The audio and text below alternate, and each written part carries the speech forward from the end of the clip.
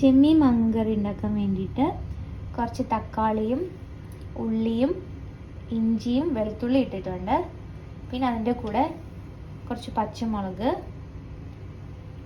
പിന്നെ മെയിനായിട്ടുള്ള ഇൻഗ്രീഡിയൻറ്റ് മാങ്ങ,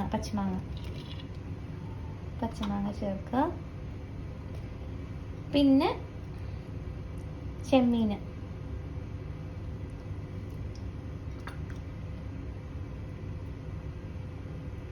ഇതിലേക്ക് നമ്മൾ കുറച്ച് കാശ്മീരി മുളക് പൊടിയും എരിവിന് ആവശ്യമായിട്ടുള്ള കാശ്മീരി മുളക് പൊടിയും പിന്നെ മല്ലിപ്പൊടി, മഞ്ഞൾപ്പൊടി, കുറച്ച് ഉപ്പ് ഇത്ര ഇടുവാണ്.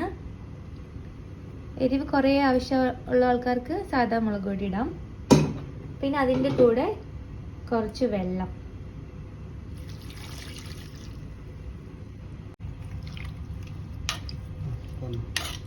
നന്നായിട്ട് മിക്സ് ചെയ്യുക. നമ്മളിത് തിളപ്പിക്കും. ഇതിലേക്ക് കുറച്ച് അരപ്പ് ചേർക്കാനുണ്ട്.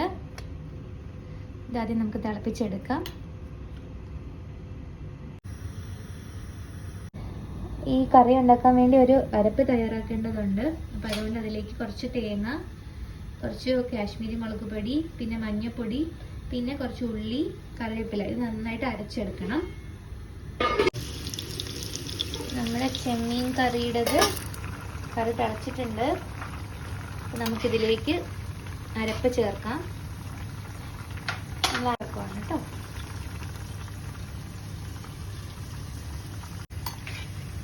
നമ്മൾ അരപ്പ് ചേർത്തു.